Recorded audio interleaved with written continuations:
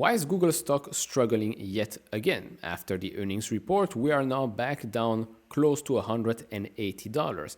Has a market cap of $2.24 trillion and a forward PE of just 20.5 times. Yes, Google Alphabet is trading at a forward PE of just 20.5 times. Now, remember, last year it started 2024 quite good, but then of course, for the reasons that are mostly their fault, the stock went down for a couple of weeks, and then of course we've had that great rally.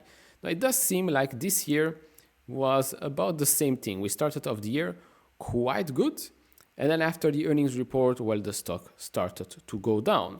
Now, I did a specific video with regards to the earnings and stuff like that, so we're going to have a small and quick recap in this video. Me personally, like I keep on saying, I have a position in Google Alphabet. I'm extremely bullish on that company. Plus, I do think that Waymo is basically free at the moment. It's a call option on Waymo being a success, whether it stays internally inside of Alphabet or whether it's going to get spin-off in the future and get listed as a separate company remains to be seen. But right now, if we just look at the core business, the advertising, YouTube, cloud, I think there is a lot of value there. So let's talk about that. If you enjoy this type of videos, hit all the buttons. We'd really appreciate that. We're over 80,000 subscribers on the channel. So if you want to be part of that last push towards 100,000, hit that red button. It's free. You can always unsubscribe later on. And if you want to support me even further, do check out the link down in the description and in the pinned comment with the top 10 best stocks to buy now, or go to fool.com/couchinvestor. Thank you very much. If we quickly look at the average analyst price target, that sits 18% higher than the price we're at right now. Looking at some pricing metrics, forward PE, EV to EBITDA, price to sales, price to free cash flow, and then price earnings to growth, we can see that forward PE, EV to EBITDA were a bit lower than the 5-year mean. Price to sales were a tiny bit higher, and the same for price to free cash flow. As for price earnings to growth, sits at 1.24, in my opinion, really not that expensive. Now, if we compare it to other big tech companies, for example, Microsoft, Amazon, Meta, we can see forward PE, price earnings to growth, Google is the cheapest one of them all. Plus, one extra thing here, unrelated to Google here, if you look at Amazon, I mean, look at how quickly the forward PE has come down. Well, this is just the magic of them turning on the profitability side of the business. But yeah, if you look at forward PE, price earnings to growth, Google Alphabet here is the cheapest one of them all. Meta is really not that far from it. Even if the stock just keeps going up and up and up, Meta is also not that expensive, all things considered.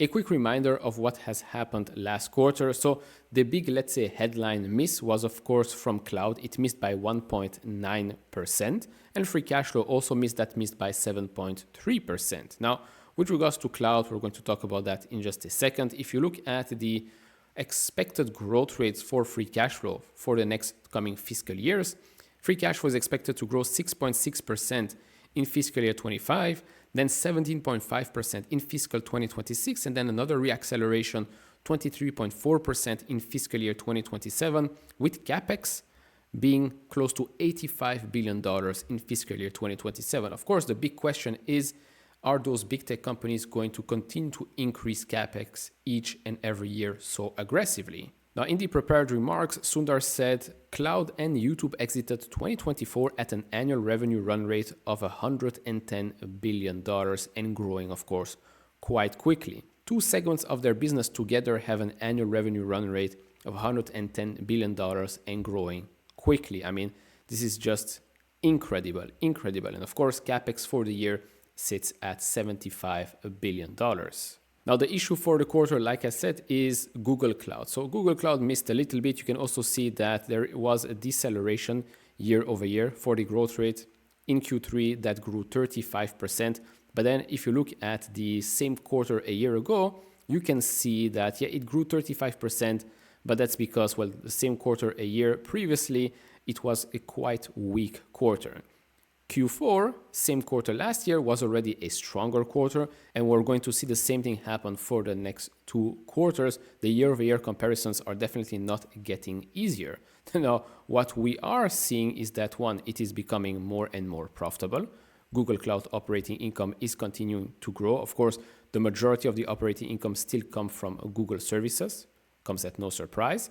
But Google Cloud's revenue, I mean, look at this, continues to grow since the December quarter of 2019. Basically, in the last 5 years, it has grown at a compound annual growth rate of 35.5%.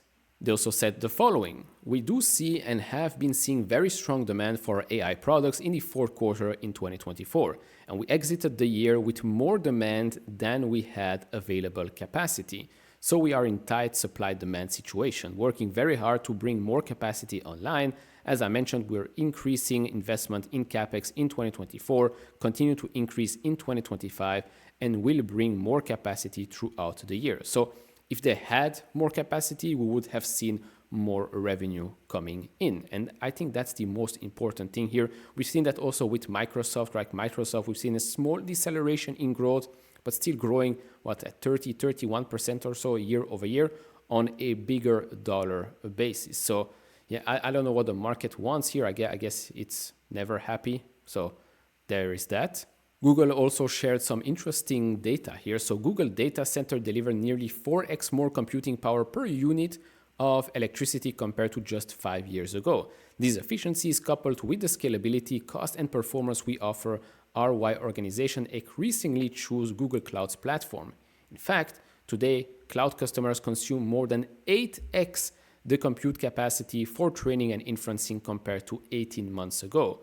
We'll continue to invest in our cloud business to ensure we can address the increase in customer demand. Second, world-class research, including models. So me personally, when I look at the Alphabet business, when I look at YouTube's growth, when I still look at the advertising side, when I use Gemini on a day-to-day basis, when I see all of the advancements that's been happening there, listen to the commentary from the industry, listen to what management has told us with regards to CapEx increasing, the investments that they're making, capacity constrained. I mean, to me, this is a perfect buy the dip opportunity. It's one of those companies where I can own and really sleep well at night. Yes, there's always going to be those headlines out there like, oh, who uses Google anymore? You can just have a chat with whatever LLM comes out, even Gemini's LLM, right? So, okay, headlines will do what headlines will do, but the numbers will speak for themselves in the future. And so far the numbers do look quite good. I mean, for a business like them that is growing at this pace, having a forward PE of just 20 point something times, and then you look at a business like Apple that barely grows, that has a forward PE in the 30s, I mean, to me, the market sometimes just doesn't make much sense. Now, if we do a quick reverse DCF here, plugging the free cash flow trailing 12 months, terminal growth rate of 4.55%. I basically use the 10-year yield here. Discount rate of 8.5%, which is basically the implied risk premium plus the terminal growth rate. You get this number right here. We see that to justify today's price, approximately, it will have to grow free cash flow for the next 10 years, well, each and every year for the next 10 years, by 9%. In my opinion, totally achievable. Totally achievable, especially if we see how fast they're expected to grow in the next 2 fiscal years, well, 3 fiscal years, including 2025. So yeah, even if we put here a 12% growth, that means that the stock should be valued 27.7% higher than where we're at right now. And even if you want to be a little bit conservative, because even 12% to me is not really out of the realms of possibility, even 10% will give you an upside of 8.78%. It's not the best out there, but still quite conservative in my opinion, because I do think that they can grow free cash flow by more than 10% for the next 10 years each and every year. Looking at the stock right now, we can see that it is under the 20 and the 50-day moving average. The 200-day one sits at $173.8. Will it go this low? Remains to be seen, but there is that gap here that if it gets filled at around $175 or so. So remains to be seen what happens. If we quickly switch to the weekly, we can see the following. The stock did make higher highs, but RSI was not higher than before. Okay, maybe that's also why we're seeing a little pullback right now. But I mean, this is technical stuff. I'm buying a business. I'm not buying some ridiculous candles here. So if the stock decides to go lower, I'll just accumulate more shares of an amazing business trading at a, in my opinion, ridiculous price. So all in all, that's about it. If you enjoy this type of videos, leave it a thumbs up, subscribe if not, and I'll see you all in the next one. Bye bye.